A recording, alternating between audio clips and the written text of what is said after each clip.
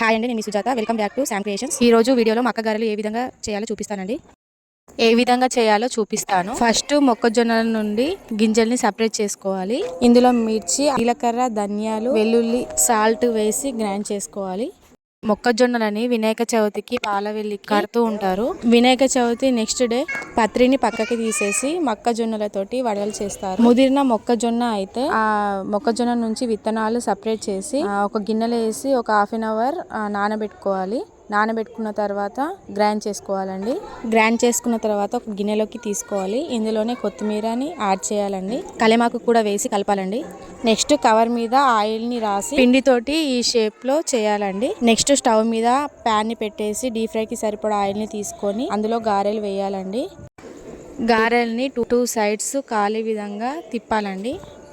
Brown colour వచ్చేదాకా వేయించుకొని తీసేయాలండి. అంతే అండి, వేడి వేడి గారెలు రెడీ అయిపోయినాయి.